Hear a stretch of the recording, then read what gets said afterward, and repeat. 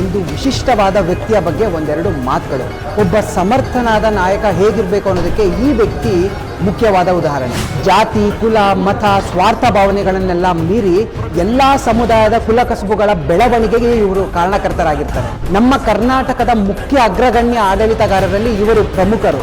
ಇವತ್ತು ನಮ್ಮ ಬೆಂಗಳೂರು ಅಗಾಧವಾಗಿ ಬೆಳೆಯೋದಕ್ಕೆ 16ನೇ ಶತಮಾನದಲ್ಲೇನೆ ತುಂಬಾ ದೂರಗಾಮಿ ಚಿಂತನೆ ಮಾಡಿ ಎಷ್ಟೊಂದು ಕಾರ್ಯಾಚರಣೆಗಳನ್ನೆಲ್ಲ ಮಾಡಿ ನಮ್ಮ ಬೆಂಗಳೂರನ್ನ ಕಟ್ಟೋದ್ರಲ್ಲಿ ಇವರ ಪರಿಶ್ರಮ ತುಂಬಾ ಮುಖ್ಯವಾಗಿರುತ್ತೆ. ನೂರಾರು ವರ್ಷಗಳ ಕಾಲದಿಂದ ನಮ್ಮ ಬೆಂಗಳೂರಿನಲ್ಲಿ ಕನ್ನಡ ಜನತೆ ನೀರಿನ ಸವಲತ್ತನ್ನ ಅನುಭವಿಸ್ತಾ ಇದ್ದಾರೆ ಅಂತಂದ್ರೆ ಅದಕ್ಕೆ ಇವರೇ ಮುಖ್ಯ ಕಾರಣಕರ್ತರು. ಅಂತಹ ಒಂದು ವಿಶಿಷ್ಟ ವ್ಯಕ್ತಿತ್ವವನ್ನು, ಅವರ ಹುಟ್ಟನ್ನು ಇವತ್ತೆಲ್ಲರೂ ನಾವು ಸಂಭ್ರಮಿಸ್ತಾ ಇದೀವಿ. ಹೌದು, ನಿಮಗೆ ಇವಾಗ ಆಲ್ರೆಡಿ ಗೊತ್ತಾಗಿರುತ್ತೆ ನಾನು ಯಾರ ಬಗ್ಗೆ ಮಾತನಾಡ್ತಾ ಇದ್ದೀನಿ ಅಂತೇಳಿ.